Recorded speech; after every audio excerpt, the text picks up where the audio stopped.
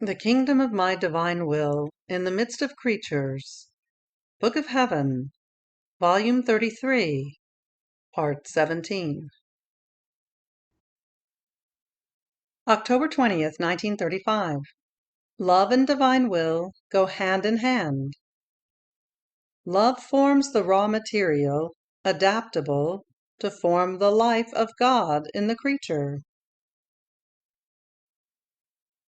My poor mind feels the need to rest in the divine volition, to feel loved by He alone, who knows how to love it. It feels the life in it, and the greatest happiness with its sweet company.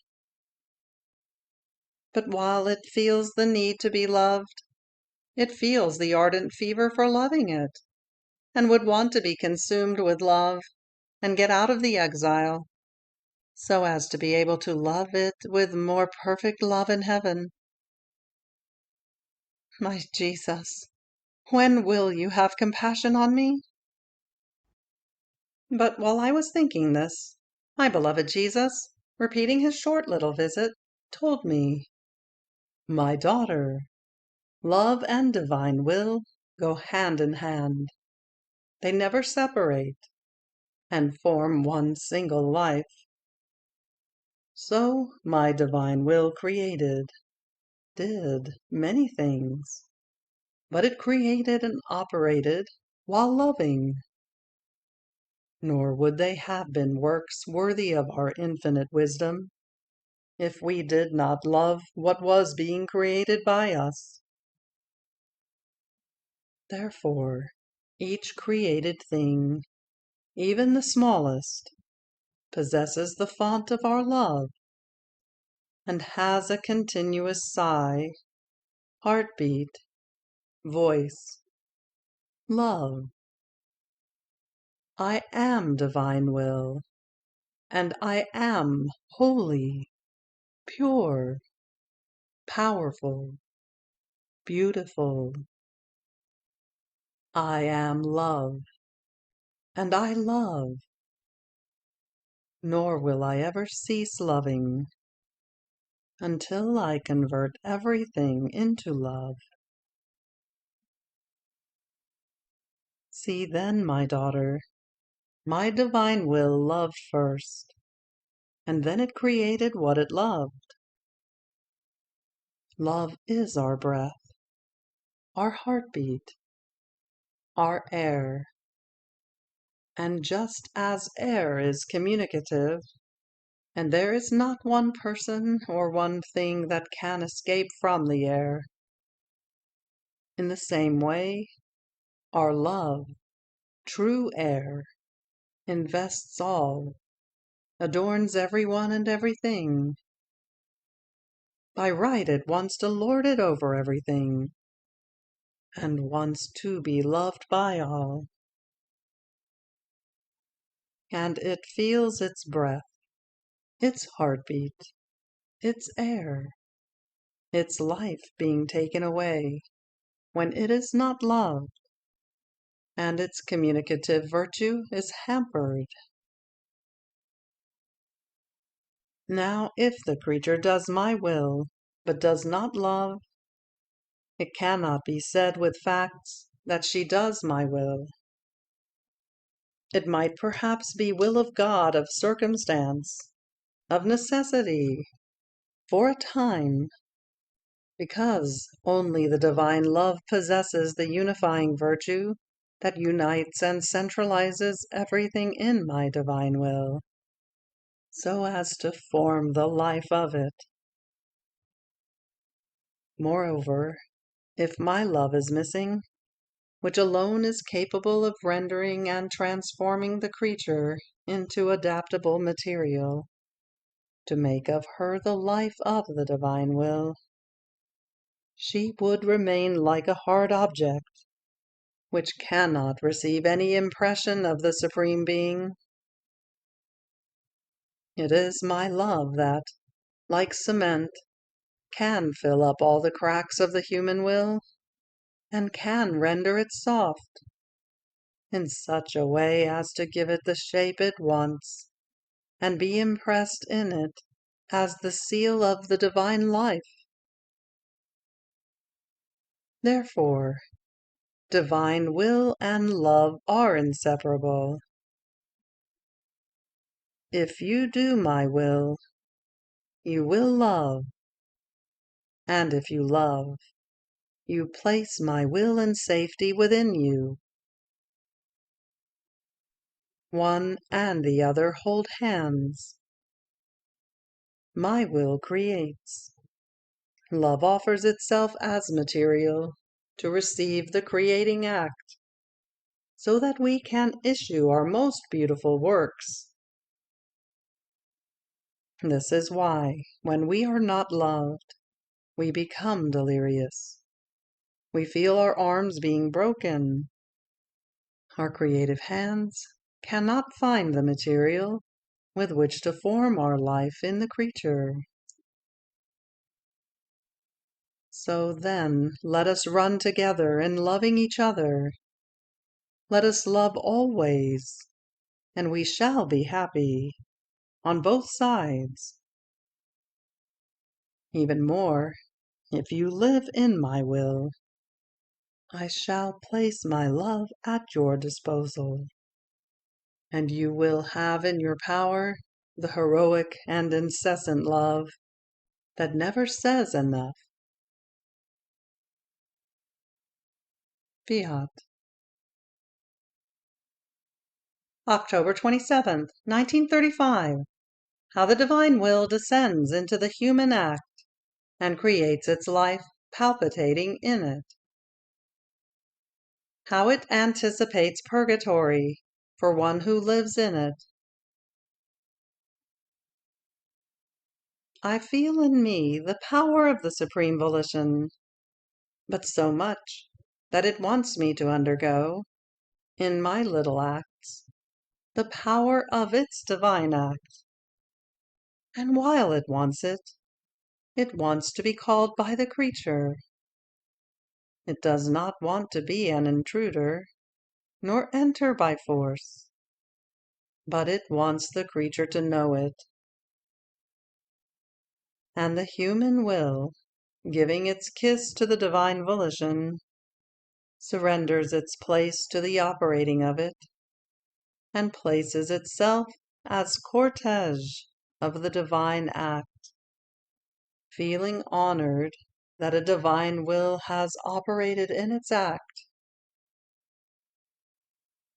My mind was wandering, and oh, how many things it comprehended! But I am incapable of repeating them with words. And my beloved Jesus, all goodness, told me, "My blessed daughter, you have not understood yet what it means, that my will is operating in the human act of the creature. It descends into the human act with its creative power, with its majesty, with its light, and with its lavishness of innumerable graces. And pouring into the human act, it makes use of its power, and creates its own act in it. And the human act remains as the material it used to create its act.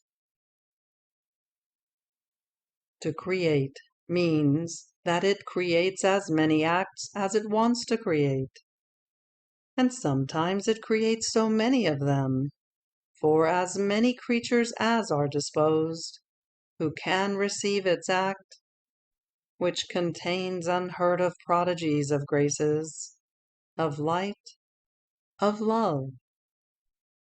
It contains the palpitating and creating life of a divine will.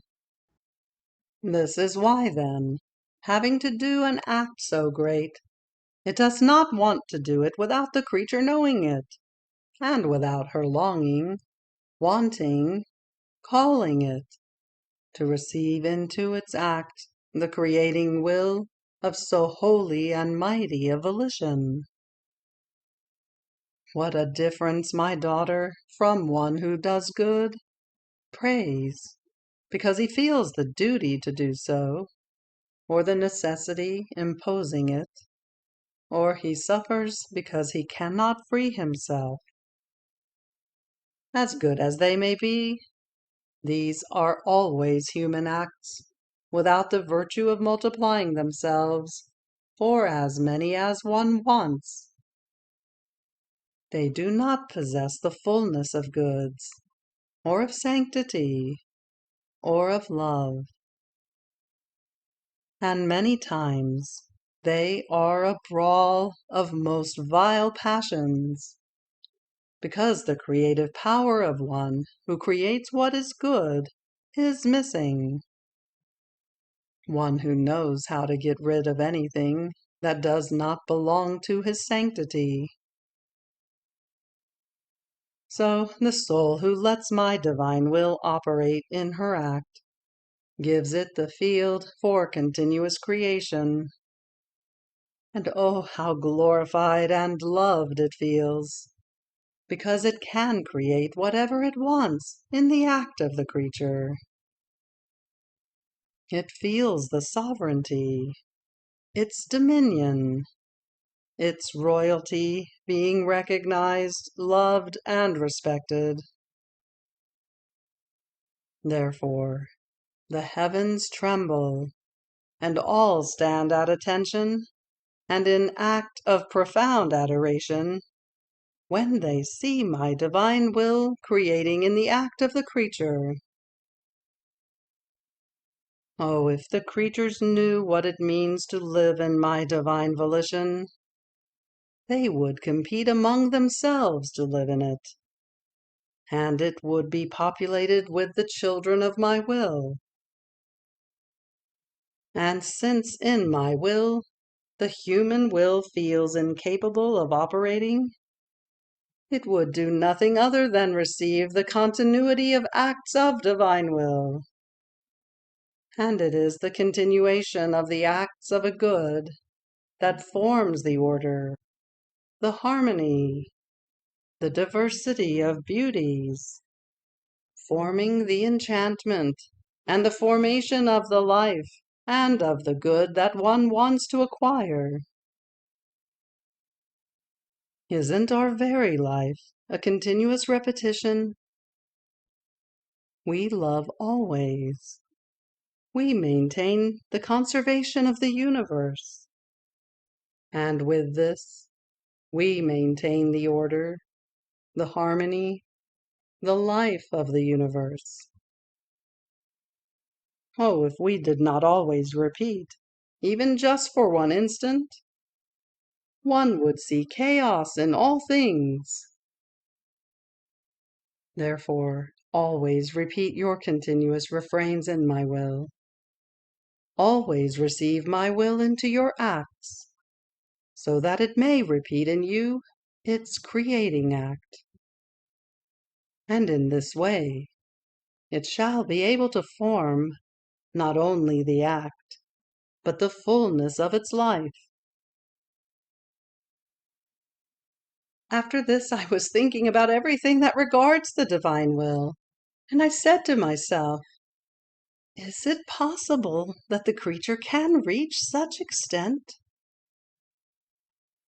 And my sweet Jesus, returning to speaking, told me, my daughter, you must know that as soon as the creature truly decides that she wants to live in my divine will, and at any cost never to do her own, my Fiat, with an unspeakable love, forms the seed of its life in the depth of the soul. This has such power, such sanctity, that it does not grow if it does not reorder the soul first, freeing her of her weaknesses, miseries, and stains, if there is any. It can be said that it forms an anticipated purgatory, purging her of anything that might prevent that a life of divine will be formed in her. In fact, my will and sins cannot exist or live together. At the most, there might be some apparent weakness, which is purified at once with its light and heat. My will always holds the purifying act in its hands, so that there may be no hindrance in the soul that might prevent it not only from growing, but from carrying out its acts in the acts of the creature. Therefore, the first thing that my will does is to get purgatory out of the way, making the creature go through it in advance, so as to be more free to let her live in it, and to form its life as it best pleases. So, if the creature dies after an act determined and wanted of wanting to live in my volition, she will take flight toward heaven. Even more, my will itself will carry her in its arms of light, as its triumph, as a birth from itself, and as its dear child. And if it were not so, one could not say, "Your will be done on earth as it is in heaven." It would be a way of speaking, not a reality. In heaven, because my will reigns in it, there can be neither sins nor purgatory. So on earth, if it reigns in the soul, there can be neither sin nor fear of purgatory. My will knows how to rid itself of everything, because it wants to be alone in its place, ruling and dominating. Fiat. November 4th, 1935. One who lives in the divine will possesses her Jesus in a perennial way, and he repeats the miracle he performed in instituting the most holy sacrament of receiving himself. My abandonment in the divine volition continues, but the more I walk within its sea, the more I feel the need of its life in order to continue to live. And having received Holy Communion, I felt the need to love him, but my poor nothing did not have sufficient love in order to love he who so much loves me. My love was so scarce that I felt ashamed in the face of the love of Jesus, who had so much of it that its boundaries cannot be seen. Yet I wanted to love him. And my sweet Jesus, encouraging me, told me, "My blessed daughter, do not lose heart. One who lives in my will keeps her nothing within the all. And wanting to love me, she loves me with my own love. I find in it my powerful, wise, attractive, immense love, in such a way that this nothing of the creature takes me from all sides, and I feel bound by her love, which is my own love, in such a way that I cannot escape from her. And now she wounds me. Now she darts through me, to the point of making me feel faint. And I feel the need to rest in the arms of her love. But this is not all. One who lives in my will possesses your Jesus in a perennial way, because my will has the virtue of forming raising and feeding my life in the creature. And as she receives me in the sacrament, I find another Jesus, that is, myself, loving me, adoring me, thanking me, preparing me. I can say that I repeat the great miracle I did in instituting the sacrament of the Eucharist when I communicated myself, that is, your Jesus. Receive Jesus. Receiving myself was the greatest honor, the satisfaction most complete, the requital of the heroism of my love. Nothing I lacked of everything that was due to me in my sacramental life. A God matched God Himself. I could say that what I gave was given back to me. Now, for one who lives in my will, it is impossible not to possess her Jesus.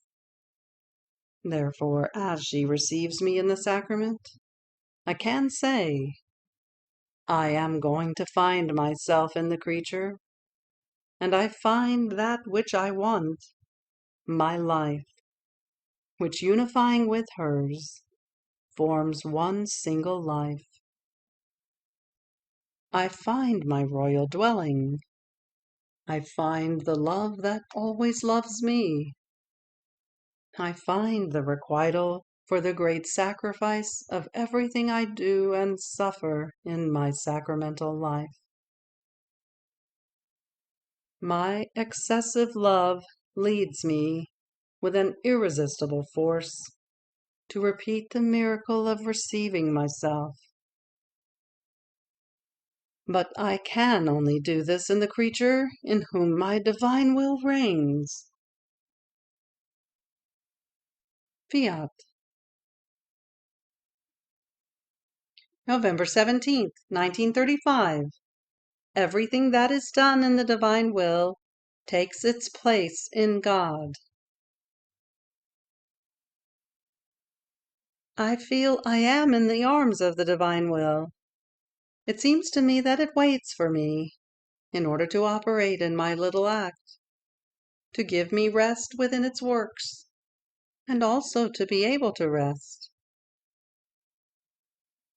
And my sweet Jesus, surprising me with his short little visit, told me, "My daughter, as the creature operates in my will, so do her acts take their place in our divine being.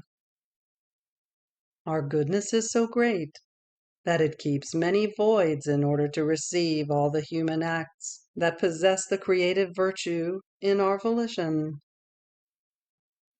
They come to their Creator all festive, and fill these voids that our love keeps on purpose formed within us, so as to be able to say, with facts, these are our acts. Whatever we do, the creature does as well. Of all that is done in our will, nothing remains outside of us, nor could it remain outside. If it could be so, it would be as if our life were subject to separate, which cannot be, because we possess not only the inseparability of our Supreme Being, but also that of all our acts, and of those who live in our volition.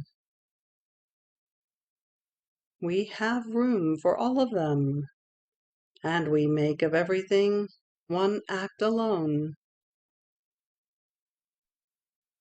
Now, these acts find in us not only their place of honor, but perennial life and their rest. And we feel the happiness, the joy that the creature is enclosed within her act. By doing it in our will, we feel that our Fiat loves us, glorifies us, delights us, beatifies us in the act of the creature, as we deserve. Oh, how happy we feel! To feel happiness is our own nature. But in feeling the happiness that the creature can give us, we feel the requital of the work of creation. And do you think it is trivial that we give to the creature the virtue of being able to delight her Creator? The joy we experience is such and so great that we abandon ourselves in the arms of the creature, and clasping herself between our arms, we rest in her, and she rests in us. And only when she surprises us with more acts of hers, then is our rest interrupted, to enjoy the happiness that she brings us. So we do nothing other than go from happiness to rest, and from rest to happiness. Blessed is the creature who, living in our divine will, can delight he, who possesses the ocean of infinite joys and happinesses without end. Fiat.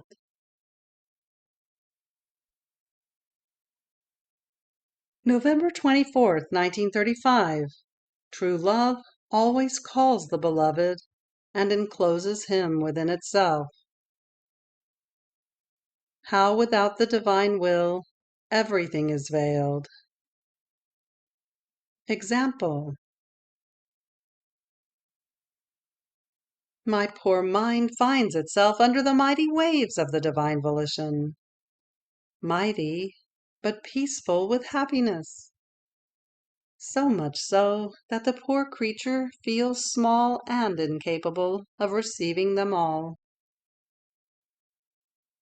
And while I was following the acts of the Fiat, I arrived at the moment of the creation of man, and was thinking to myself with how much love was innocent Adam capable of loving the Lord before sinning. And my beloved Jesus, surprising me, told me, "My daughter, he loved me as much as it is possible for a creature. He was a complex of love. Not even a fiber of his was empty of the love toward his Creator. He felt vividly the life of his Creator palpitating in his heart. And true love calls the beloved in each instant, and giving him his life with his love, he receives back as life the one whom he loves. Now, as the creature loves, the divine will finds itself in her, and this facilitates its ruling. Nothing opposes its dominion. Its noble place is that of a dominating king, and it forms its longed-for kingdom within her. When the creature loves me as much as she can, no void of God can be found in her, but rather, with her love, she encloses me in the center of her soul, in such a way that I cannot get out, nor can I free myself of her. And if I were able to leave, which I never do, she would come after me, without our being able to separate, either I from her or she from me, because I myself am love. Therefore, one who truly loves me can say, I have conquered he who created me. I have him inside of me.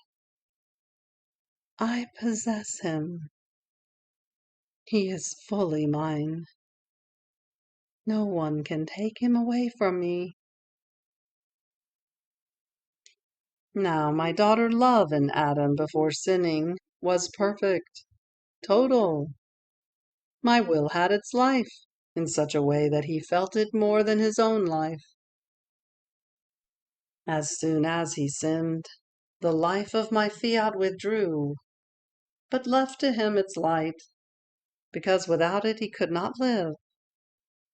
He would have returned to nothing.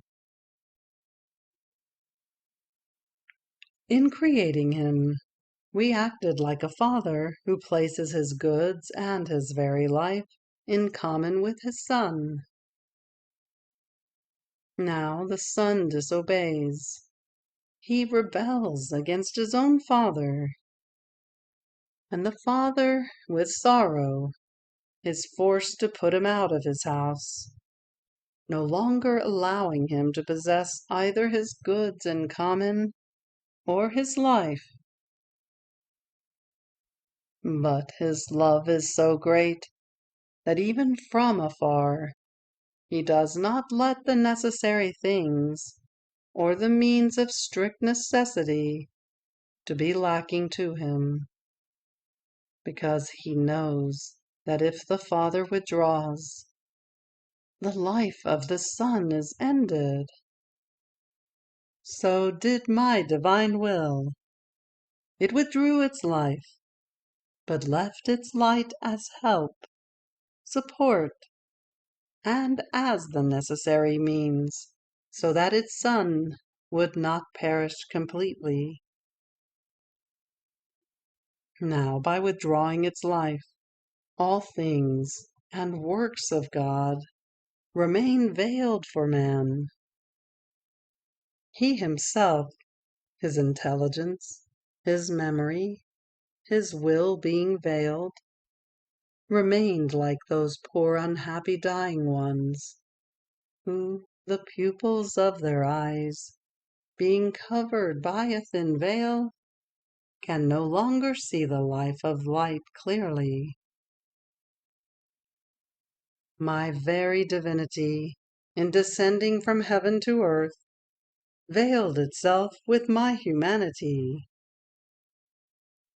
Oh, if the creatures possessed my will as life, immediately they would have recognized me, because my will itself would have revealed who I was.